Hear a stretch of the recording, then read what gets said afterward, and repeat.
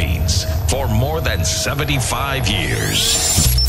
Ito po ang Presidential Broadcast Service.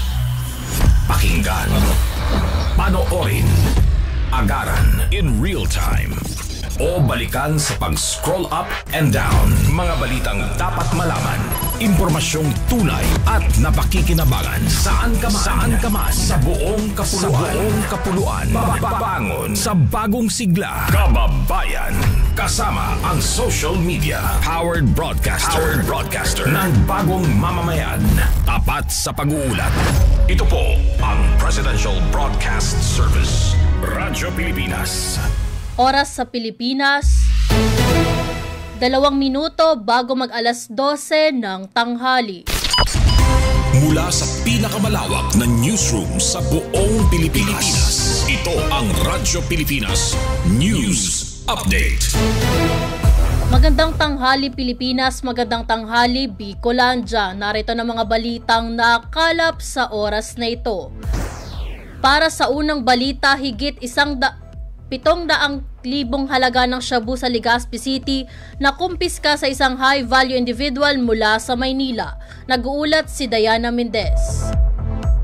Radyo Pilipinas Report. Nasabat ang 714,000 pesos na halaga ng shabu sa isang high-value individual na mula sa Maynila matapos ikasa ng mga otoridad ng isang buy-bust operation sa Barangay Bitano, Legazpi City. Kinalala ang suspect sa alias Danny, isang bagong tala sa listahan ng mga high-value individual at residente ng Quezon City. Ayon sa ulat ng Legazpi City Police Station, nahuli ang suspect matapos magbenta ng shabu sa isang pulis na nag-undercover ng 5 gramong shabu na may standard drug price na 34,000 pesos kapalit ang 15,000 pesos na buy-bust money. Sa patuloy nilang operasyon, na-recover sa suspect ang nagkakahalagang 680,000 pesos ng shabu sa timbang na humigit kumulang na 100 gramo. Sa ngayon, nasa kustodiya na si alias Danny ng Legazpi City Police Station at mahaharap sa kasong paglabag sa Comprehensive Dangerous Drugs Act of 2002. Matagumpay na isinagawa ang operasyon sa pamamagitan ng Legazpi City Police Station, katuwang ang City Drug Enforcement Unit at PDEA Albay Provincial Office. Para sa Bagong Pilipinas, Diana Mendez, Radyo Pilipinas, Radyo Publiko, Albay. Radyo Pilipinas Report. Ipinahayag ng Albay Electric Cooperative na ganap nang naibalik ang supply ng kuryente sa buong mainland area ng Albay matapos ang pinsalang idinulot ng Bagyong Uwan. Nagpaabot ng pasasalamat ang kooperatiba sa kooperasyon at pag-unawa ng publiko habang isinasagawa ang malawakang pagkukumpuni sa mga linya at kagamitang nasira ng bagyo.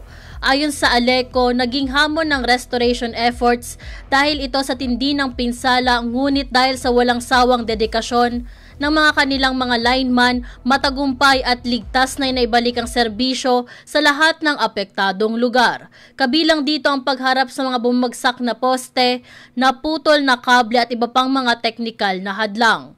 Nagpasalamat din ng ALECO sa NIA, Philrica at mga electric cooperatives ng Ormeco, Noreco 2 sa ilalim ng Task Force Kapatid, pati na rin sa mga local government units at iba pang organisasyong tumutulong upang mapabilis ang operasyon. Tiniyak ng ALECO na magpapatuloy ang kanilang tapat na serbisyo upang masiguro ang ligtas, maayos at maaasahang supply ng kuryente para sa buong lalawigan ng Albay. Sunod na balita, Carless Day balak ipatupad ng LGU Legazpi. Panoorin natin ang panayam ni City Councilor Alan Ranyola. In the next few days, hopefully maihabot ang December ini pong Carless Day. So since Speaker Gibo Arug Masanaga, because nailing me na mas okay siya para matauan man ini mga Legazpenyo na maglakaw-lakaw sa syudad ng Legazpi, lalo na yung mga kaakian, no?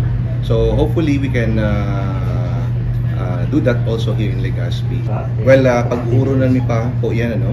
Pag-uurunan mi po yan kung saan po talaga ang magayon na pwesto. Ang importante kasi we need to manage the traffic also because aram tama na maabot na ang Christmas season, medyo dako lang mabisita sa Legazpi. That's why we really need to identify kung saan po talaga ang perfect location na di man kita makakaabala. But this one, I think we will only do this every Saturday or every Sunday. So di man po the whole week. In the next few days, hopefully maihabol tang yung December. At para naman sa huling balita, sa kabila ng masamang panahon at mga patay sindi ng kuryente, tuloy-tuloy ang pamamahagi ng emergency cash transfer ng DSWD Bicol Region sa mga pamilyang naapektuhan ng mga nagdaang bagyo sa bayan ng Mubo, Masbate. Mahigpit itong isinagawa katuwang ang lokal na pamahalaan ng Mubo upang matiyak na agad na makarating ang tulong sa mga nangangailangan.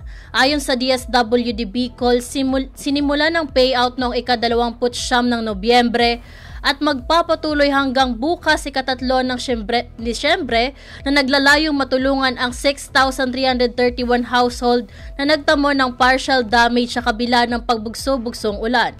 At power interruption sa pagpapatuloy ang operasyon ng DSWD upang masigurong hindi maalantana ang pagtanggap ng ayuda ng mga apektadong residente.